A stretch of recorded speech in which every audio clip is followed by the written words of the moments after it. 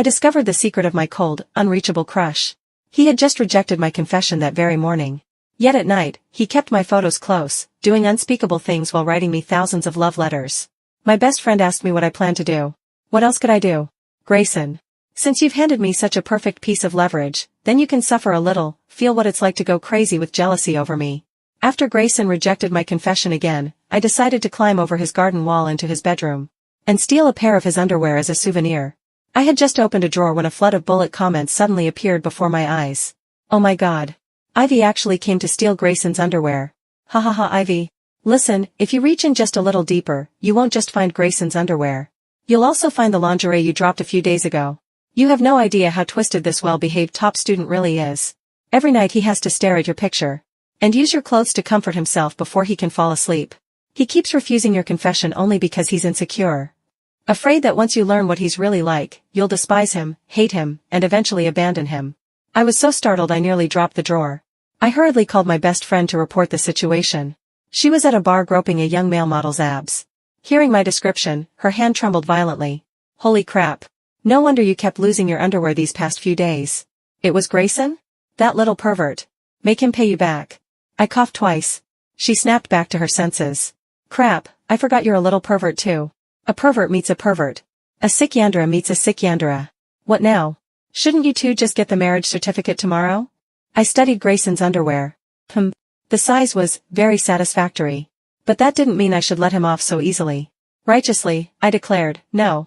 He rejected my confession twice. He needs to experience what it feels like to almost lose me.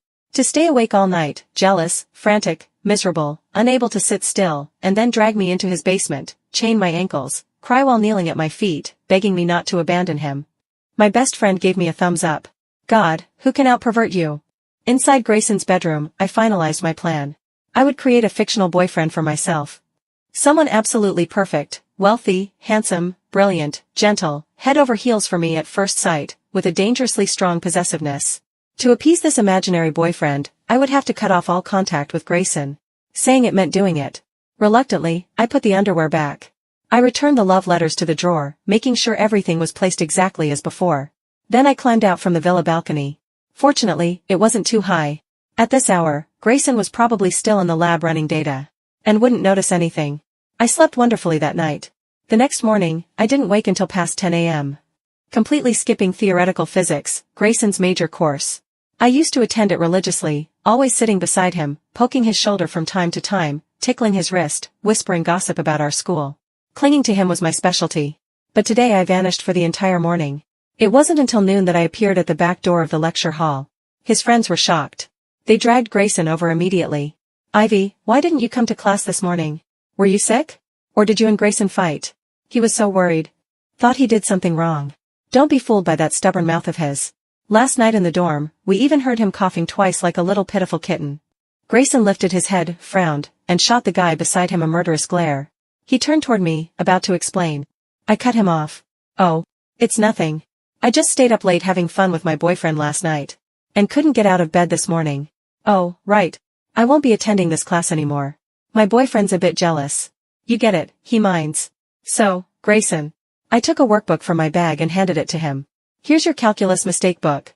My boyfriend said he'll tutor me from now on, so I won't trouble you anymore. Let's stop contacting each other. Bang. The notebook fell onto the floor. Grayson looked up at me, stunned. Completely frozen, his body trembling slightly, unable to say a single word. His friends reacted first, erupting around him. They all knew me well. I often came to find Grayson, and they secretly rooted for us. Now they bombarded me with questions. Oh my god, is this real? Ivy, you never mentioned anything. What kind of guy is he? When did you two start dating? But wait. Didn't you confess to Grayson recently? Someone elbowed the speaker, cutting him off. Everyone knew about my confession, but out of consideration, they usually didn't bring it up. I nodded calmly. Yeah, but later I realized Grayson and I aren't really compatible. Luckily, my boyfriend stayed by my side those days. That's when I finally realized what I truly want. Silence fell. Even the strongest shippers couldn't say a word. Grayson's face turned deathly pale. He lowered his head, speechless. I waved lightly, gave a breezy smile, and walked away. At the corner of the hallway, I slipped aside and peeked back. Bang. Yep. Grayson fainted on the spot. Oh my god. The male lead's been triggered. Holy crap. Ivy's move is brutal. Grayson's cold persona won't survive this. Hurry up. Fast forward to his villain arc. I want the paid content. Paid content, in what genre exactly? The bullet comments I thought had quieted down were suddenly lively again. Grayson's friends panicked around him. One pinched his philtrum, one called for help, another attempted CPR. I told him, he should have confessed earlier. Now look, his mutual crush ran off with someone else. Exactly. What's wrong with being a little dark and twisted? Who isn't these days? Maybe Ivy even likes that type. After all that chaos, Grayson finally woke. Perhaps he heard something, because the moment he opened his eyes, he grabbed the arm of the guy beside him and weakly called my name. Where's Ivy? I heard her voice. Did she come back to see me? His friend flung his arm away and rolled his eyes. Ivy. Dude, you fainted for literally 10 minutes. Right now she's eating with her new boyfriend. Focus. He picked up Grayson's phone, handed it to him, and sighed.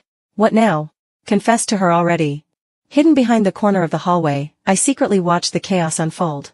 Grayson, still pale, was helped to a seat by the wall. He clutched his phone, head lowered, shoulders hunched. I couldn't see his expression. Only the faint, aching sense of loss radiating off him. After a long moment, he gently shook his head and whispered, No, not now. She just started dating someone. If I confess now, wouldn't I become the third party? And if she turns me down, I won't even be able to stay her friend. My image as a proper, decent person would be ruined. I can't let that happen. Then he pressed his palms together, hands shaking as if praying to the heavens. Maybe Ivy is just playing around. I believe. She wouldn't fall for someone else that quickly. They'll break up soon, they have to. I curled my lip. Impressive. This man really knew how to act. Apparently, my previous tricks weren't enough. I needed to give him a real sense of crisis. Make him truly believe he was about to lose me. So that night, to prove I was serious about my new boyfriend, I posted a very ambiguous moment to my social feed. In the photo, I was clinking my wine glass against another raised wine glass. The caption read, A beautiful night. The luckiest thing in my life is meeting you. I hope we can walk through life hand in hand. Love you. Within minutes, busybodies flocked to it. What's going on? Who's the other person? Is she dating now? Is it Grayson? No way. I just saw him writing his thesis in the library. He's definitely not drinking somewhere. Guess you haven't heard. Ivy doesn't like Grayson anymore. She's seeing someone new. Across from me, my best friend quietly put down her wine glass. As the only insider, she had just enthusiastically helped me take a fake but convincing official announcement photo. Now she grinned slyly. Baby, this move is amazing. Everyone thinks you've stopped chasing Grayson. I bet he's losing his mind. So, what's the next step? I was already registering a new WeChat account, using a clean, handsome male avatar downloaded from the internet. I changed the nickname, then posted another angle of tonight's wine photo on the fake account's moments. My girlfriend looks so adorable when she's tipsy. Then I searched for Grayson's number and sent him a friend request. I blinked mischievously. Time to stir the pot a little more. When I returned to the dorm that night, I found that Grayson had already accepted the request. He immediately messaged, Hello. Do you need something? This late at night, the library was already closed. He had definitely seen the fake account's moments. And guessed who it was. Yet he still pretended to be calm and aloof. Admirable. Truly admirable. Lying on my bed, I began typing, Hello, I'm Ivy's boyfriend. I heard you're his friend, and also a local. Could I ask you something? We saw that the new amusement park here has fireworks and a parade at night. We're planning to go this weekend. Do you know the best way to get there? Something about this message must have hit a nerve. On his end, the chat bubble kept showing typing, for several minutes, yet no message appeared. I got bored and opened the bullet comments. They were already buzzing. Baby Ivy is wild. Going on a date. And asking the male lead for directions? Grayson's brain is short-circuiting. He can't even type a full sentence. Why help the boyfriend of the person you like? Ha ha ha, don't mind him. Let's see how long he can keep pretending. After around 10 minutes, Grayson finally replied, The one in the suburbs is pretty far. Driving there is inconvenient. It'll take at least 2.5 hours one way. And the fireworks are at midnight. If you two go, how will you get back to school afterward? Back to school? I smirked and typed, It's the weekend. I'll just stay out with Ivy for the night. There are plenty of hotels nearby. And that was when Grayson absolutely exploded. He didn't even bother typing. He sent a 60-second voice message in one breath. What? You're staying out overnight? You're still students. How can you do something like that? Did you even talk to Ivy about this? What did she say? No matter what she thinks, as a man, you shouldn't be suggesting something like this. You are disgusting. Absolutely disgraceful. I'm reporting you to school authorities. And I won't allow this. Keep dreaming. This kind of filthy behavior will never succeed. My God. This was the first time I'd ever seen Grayson like this. Where was that calm, emotionless aura of his? That half-dead expression he always carried? Ah, so he'd only been pretending in front of me. Exciting. The boyfriend persona immediately argued back. Grayson, what do you mean by that? Ivy and I are dating. What's wrong with spending a night together? Oh, don't tell me you've never dated before. And don't know what couples do overnight? It's not just holding hands and kissing, you know. Anyway, you being upset won't change anything. Who are you to be anxious about us? After that, Grayson went silent. Of course he did. He was just a classmate who had rejected me twice. Who was he to dictate my love life? This was checkmate. Satisfied, I closed my eyes and drifted off to sleep. But before that, I told my best friend to buy 2 amusement park tickets for the weekend. If we were acting, we had to commit to the act. Couldn't let anyone spot the cracks. My best friend, always reliable, had no objections. But on the day of departure, her father suddenly called her back home. Her arranged fiancé had returned to the country and wanted to meet her, so she had to leave. That left me alone, and going to the amusement park alone sounded boring. I drove around, found a random hotel, checked myself in, and slept like a log. When I woke up later that evening, refreshed, I opened a food delivery app, planning to eat while watching a movie. Only to discover that in the past 10 minutes, Grayson had called me. Over a dozen times. My phone had been on silent while I slept, so I hadn't heard a thing. Thinking something urgent had happened, I was about to call back when bullet comments suddenly popped up again. Refreshing rapidly. Ivy, don't panic. We're watching everything outside. All is normal. Grayson is freaking out. He thinks you're actually staying at a hotel with your boyfriend. He drove to the amusement park in the middle of the night. And is now searching every nearby hotel. He hasn't found you. And is currently sitting on the steps crying. A merchandise vendor thought he'd been dumped. And even gave him a balloon to comfort him. That made him cry even harder. He kept saying you ran away with someone else. I'm dying. Trust us. He'll call again. Whatever you do, don't pick up. Let him suffer. Sure enough, 2 minutes later, my phone lit up again. Ah yes. This situation? I was an expert. I immediately muted the call. And played dead. Let him spiral. He deserved it. After wandering around the mall near my hotel for a while, I returned to campus just in time for Monday lunch. And the moment I reached the dorm, I saw Grayson. He was standing under the girls' dorm building, wearing the light blue hoodie I'd once given him. He looked exhausted, weighed down with worries, his dark circles stark under his eyes. Hands stuffed in his pockets, he paced back and forth, over and over again. It wasn't until he caught sight of me that he froze in place and softly called out my name. Ivy, you're back. Pretending I didn't know a thing, I smiled brightly, waved at him, and walked over casually. Yeah. What are you doing here? Looking for me? Oh right. I saw you called me a bunch of times last night. I was kind of busy, didn't hear it. Was it urgent? Nothing serious, I hope? Maybe it was my nonchalant tone. The bullet comments immediately lit up again. Oh, our baby Ivy finally learned how to play hard to get. Ha ha ha, totally ignored your calls on purpose. Now what, Grayson? You think he'll tell Ivy the truth? That he searched for her all night and cried at the amusement park? Yeah, I don't think so. The guy's too good at keeping up his image. He'll definitely make up some excuse. Grayson, when are you gonna stop acting and just confess? Only then can you win your wife back. I looked at Grayson. His brows were furrowed, expression visibly torn, as if seriously debating whether to admit the emotional breakdown he'd had last night. But in the end, he took a deep breath, swallowed everything down, and when he looked up again, his usual polite, gentle mask was firmly back on. It's nothing, really. I just suddenly remembered, final exams are coming up. I reorganized the calculus notes. Thought maybe you'd want to take a look? Or I could go over it with you at the library. Huh. Honestly, that excuse was awful. There were still 2 full weeks before exams. Even if he had the actual test paper from the dean's office, it didn't justify calling me over 10 times in the middle of the night. I tugged at the corner of my mouth, almost losing it. But I quickly slipped back into character, shaking my head seriously. No need. I told you already. My boyfriend's grades are pretty good too. He's helping me study. Thanks, Grayson, but really, there's no need.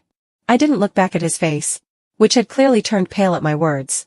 I just hugged my bag, turned, and ran back upstairs to my dorm. Everyone else was off at club activities. I curled up on my bed, opened my phone, and logged into the fake WeChat account.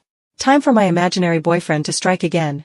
I sent Grayson a message full of righteous fury. Did you just go see Ivy? She told you days ago she didn't want to see you, didn't want your tutoring help. What's with this 1 time, 2 times, 3 times thing? Isn't this getting a bit shameless? For a while, all I saw was typing. Then the text disappeared. Typed again. Then deleted again. No message ever came through. I took a deep breath. Time to push harder. Stop playing dead. You think I don't know anything? I even asked you how to get to the amusement park, remember? You actually drove out there last night to find us, didn't you? You saw me and Ivy together. Got jealous, didn't you? Tell me, are you trying to be the third wheel? Well, that hit the mark. Grayson finally couldn't hold back. A series of furious texts came flying in. Can you not be so disgusting with your words? Who are you calling a third wheel? Are you that sure Ivy likes you? Ever heard the saying, the one who's not loved is the real third party? Between us, who's the third wheel isn't so clear, is it? I stared at his reply, stunned. Wait. Did this guy actually want to be my side boyfriend? Absolutely not. I could tolerate a lot, but when it came to being unhinged, I refused to lose to anyone. Not even to Grayson. I cackled to myself, cracking my knuckles, then launched into a rapid-fire monologue. Oh, so you think Ivy doesn't love me and loves you instead? Wake up, man. She's always complaining about you. She says you're stiff, boring, deadpan. Always pretending to be Mr. Morals. Unlike me. I'm full of surprises. I watch all kinds of videos to learn new techniques. And keep things exciting for Ivy. You think you can compete with that? You've got nothing but your fake moral high ground. Why would she want you as her side piece? I'm meeting her parents in a few days, by the way. Stay mad. Ah, that felt so good. But after sending this long rant, Grayson stayed eerily calm. No typing bubbles. No furious replies. No ranting voice messages. Nothing. I rubbed my chin, a strange sense of unease creeping in. I sent 3 question marks. Then, bam. I'd been blocked. That red exclamation mark stared back at me. Shit. Maybe I went a little too far this time? I still had dozens of fake couple pics in my phone album. That I hadn't even posted yet. All carefully downloaded. To fill the fake boyfriend's moments feed. And torment Grayson. Now they were going to waste. As I hesitated over whether to shamelessly add him back again, the bullet comments suddenly exploded. AHHHH. Look at what Grayson's doing right now. Where did he even find that kind of R-rated video? I thought he was losing his mind. Turns out he's just downloading porn. Dude's literally watching it with a notebook. Taking notes. What kind of sick genius studies that way? No wonder he's a straight-A student. If I had that drive, I'd be at Harvard by now. Stop, I'm crying. Grayson's only watching those vids because Ivy wrecked his soul. You didn't see the way he's taking notes with one hand. And letting tears fall like pearls with the other. Ivy, girl, you'd better brace yourself.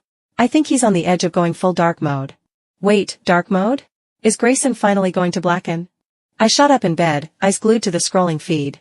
The Gossip Girls were still reporting from the front lines. Okay, update. Videos aren't enough anymore. He's taken out Ivy's underwear. The one he secretly stole. He's about to take off his pants. Why is this censored? This is injustice. He's using her underwear like that? Grayson, you twisted, beautiful bastard. I love you. Curled back under the covers, I sighed in satisfaction. And then, I remembered. Those underwear I'd found in Grayson's drawer, the ones I couldn't take with me that night. If I had, maybe I could have been the one doing something perverted too. What a shame. Just when the bullet comments and I were bracing ourselves. Sure that Grayson was finally going to snap, lock me up, and go full Yandra mode. He suddenly quieted down. He stopped showing up at my dorm. Stopped calling me. Stopped asking around about my boyfriend and our fake relationship. It was as if he had gone, still. Too still. Strangely calm. It made me so suspicious that I almost wanted to go snooping for answers myself. But before I could act on it, something unexpected happened with my best friend. Her family's arranged fiancé had suddenly returned to the country. And guess what? It was an ex-boyfriend of hers. The one she had chased down on a whim, refused to let go of, and successfully dated. That whole relationship lasted barely 6 months before she ghosted him and blocked him everywhere. Now, his family's empire had grown even bigger. My bestie was terrified he might retaliate. So she jumped out of her bedroom window, called a cab, and escaped to my place in the dead of night. Ivy, please.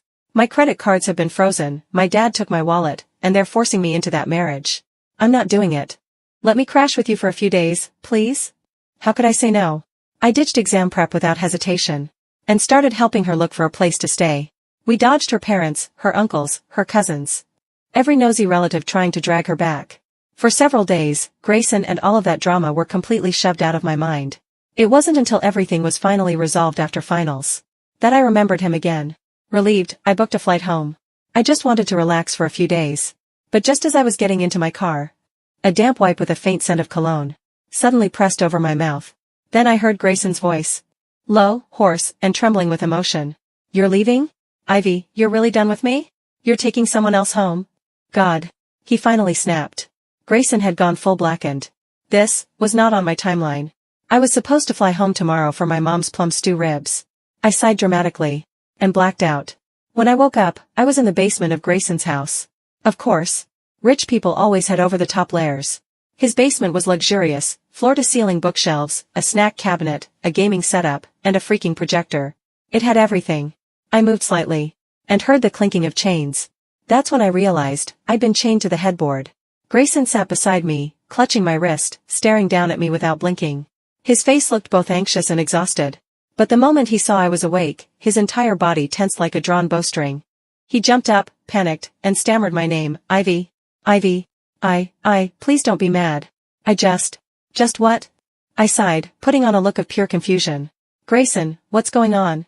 Why am I here? My parents are waiting for me to bring my boyfriend home. He's probably worried sick. Can I at least give him a call? Perfect. The word boyfriend hit him like a hammer. Grayson closed his eyes, unbuttoned the top 2 buttons of his shirt, and took several long, shaky breaths. When he opened them again, the cold, uptight, emotionally repressed top student was gone. In his place stood someone completely unhinged. He crawled onto the bed on his knees, ran a hand over the chain, then yanked it. Pulling me into his arms, pinning me beneath him. Ivy. You started this. You don't get to leave me. Oh my God. Even I, certified weirdo that I am, had never seen a scene like this before. Grayson's eyes were red, his lashes trembling like he was about to cry. He grabbed my hand, placed it against his waist, desperately offering himself up. Ivy, look at me. I've done my research. I'm not clueless anymore. Whatever you want, whatever you like. I can do it. I'll try it all. Even if you don't want him to know. I can keep the secret. Tears fell from his eyes like loose pearls, landing on the back of my hand. I'll hide in the corner if you want. Just don't leave me. I'll be your side lover if I have to. The bullet comments exploded. This is it.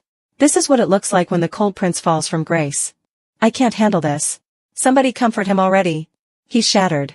He's actually afraid he can't even be her side piece. Forget us, we're all crying. Look at this good boy stripping and begging in front of her. Even I couldn't keep up the act anymore. In the next moment, I flipped positions. Ran my hand over his abs. And pushed him down beneath me. Really? I blinked,